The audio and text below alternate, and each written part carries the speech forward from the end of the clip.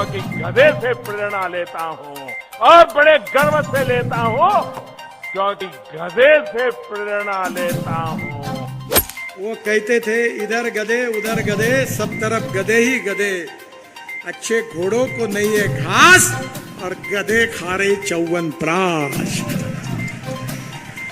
अब तुमको ऐसा है, समझने वाले को इशारा काफी होता है। जो बोलता हूं वही करता हूं, जो करता हूं वही बोलता हूं। कि दौड़ने वाले पानी को चलने के लिए लगाओ, चलने वाले पानी को रुकने के लिए लगाओ, रुके हुए पानी को जमीन को पीने के लिए लगाओ। गांव का पानी गांव में, खेत का पानी खेत में, घर का पानी घर में।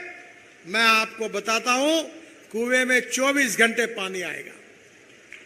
मैंने अभी 1000 हमारे एनएचआई की ओर से अमृत सरोवर बना दिए।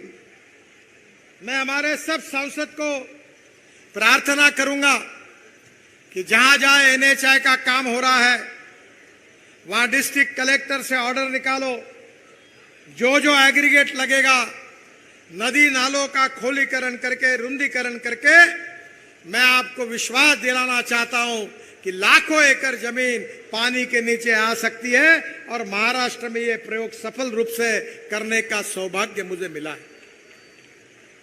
मुझे बहुत खुशी है कि मैं जब हमारे यहां वाटर रिसोर्सेस का मंत्री था, जल संवर्धन का मंत्री था, तो वसुंधरा जी, उनको याद है कि नहीं मुझे मालूम नहीं, पर वसुंधरा जी, राहुल जी, डॉक्टर राम प्रताप जी मेरे यहां चक्कर ही चक्कर मारते थे। वसुंधरा जी मुझे कहती थी कुछ भी करके योजना अटकी हुई है 25-25, 30-30 साल से, 1970 से अटकी हुई है, कुछ भी करो हमारी योजनाओं को ये मंजूर कर दो। ये योजनाएं कौन सी थी? एक था इंदिरा कैनाल, जिसका पानी आज आपके यहां आया है। इस कैनाल का कंक्रीटीकरण करना था।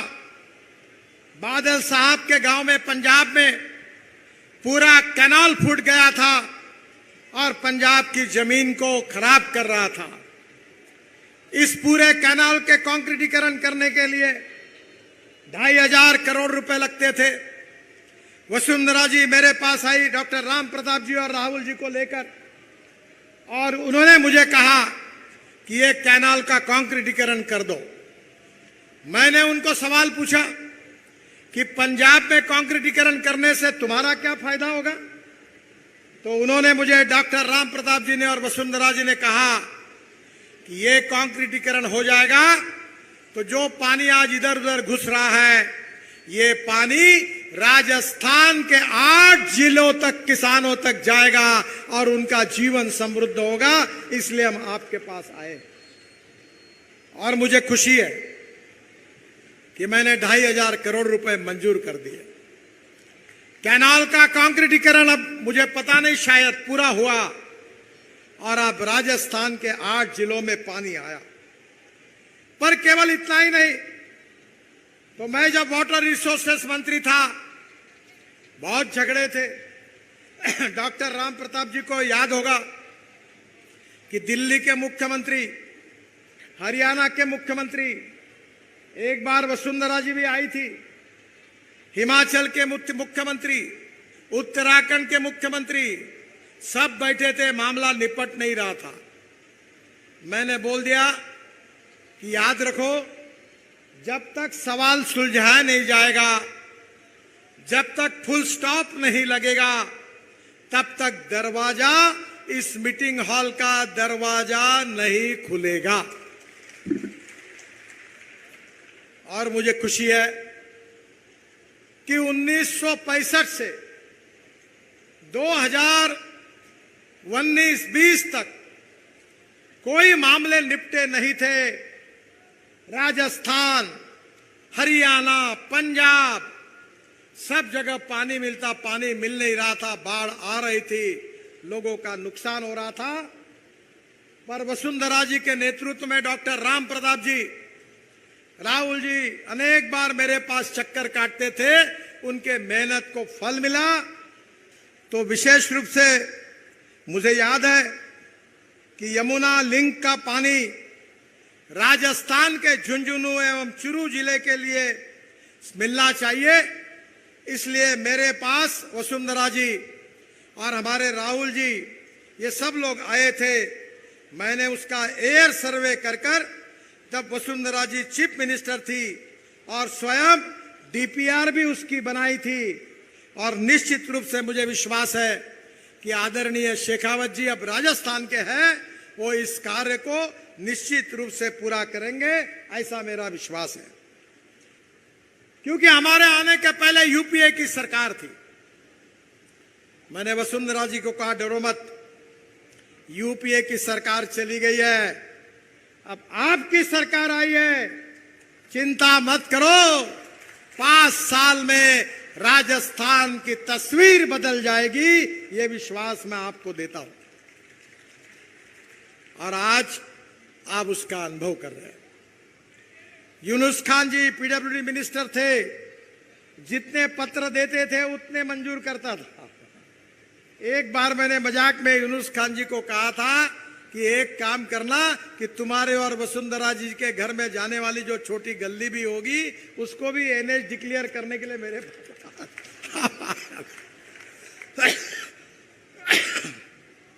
आज राजस्थान में राष्ट्रीय महामार्ग का नेटवर्क 4 गुना बढ़ा, अच्छे अच्छे रोड बन रहे हैं, राजस्थान के राष्ट्रीय महामार्ग पर हवाई जहाज उतर रहे हैं। बहनों और भाइयों, मैं आपको इतना ही बताना चाहता हूं कि वाटर, रोड, कम्युनिकेशन और बिजली, water, power, transport and communication, ये 4 बातों का विकास जहां होगा वहां उद्योग आएंगे, वहां कैपिटल इन्वेस्टमेंट आएगी। जहां उद्योग आएंगे, जहां कैपिटल इन्वेस्टमेंट आएगी, वहां ग्रोथ रेट बढ़ेगा और जहां विकास दर बढ़ेगा वहां रोजगार निर्माण होगा और जहां रोजगार निर्माण होगा वहां गरीबी दूर हो जाएगी। और इसी बात पर मोदी जी के नेतृत्व में हमारी सरकार काम कर रही है। 5,747 करोड़ का लखवाड़ हिमाचल, उत्तराखंड, उत्तर प्रदेश, दिल्ली, राजस्थान, हरियाणा समझौता हो गया, प्रोजेक्ट चालू हो गया। अब इसके बाद में राजस्थान के 34,000 हेक्टेयर जमीन इससे सिंचित होगी। रेणुका बांध 2019 में समझौता कराया गया, मेरे उपस्थिति में 4,597 करोड़। और मैं आपको बताता हूं, इसमें राजस्थान सहित 6 राज्यों की 97,000 हेक्टेयर जमीन सिंचित होगी और निश्चित रूप से इसमें 40 मेगावाट बिजली तैयार होगी और यह भी राजस्थान के लिए योजना मंजूर हो गई। अब हमारा किसान केवल अन्नदाता नहीं होगा, हमारा किसान ऊर्जादाता होगा। आपको पता होगा कि गन्ने के जूस से इथेनॉल बन रहा है, शीरा से इथेनॉल बन रहा है, मक्के से इथेनॉल बन रहा है, हमारे यहां कट राइस से इथेनॉल बन रहा है, बाजरी, गेहूं, मक्का, ज्वारी से इथेनॉल बन रहा है और पेट्रोल में 20% इथेनॉल डालने की शुरुआत हुई है। अब मुझे बताते हुए खुशी हो रही है कि 10 दिन पहले टोयोटा कंपनी की गाड़ी इनोवा मुझे लॉन्च करने का मौका मिला। वो 100% किसानों ने बनाए हुए बायो इथेनॉल पर चल रही है, जो 60% बिजली तैयार करती है और 40% इथेनॉल खर्चा होता है। तो पेट्रोल का भाव अगर एवरेज के हिसाब से निकाला जाए, जो 120 लीटर है, वो 25 रुपए लीटर आ जाता है।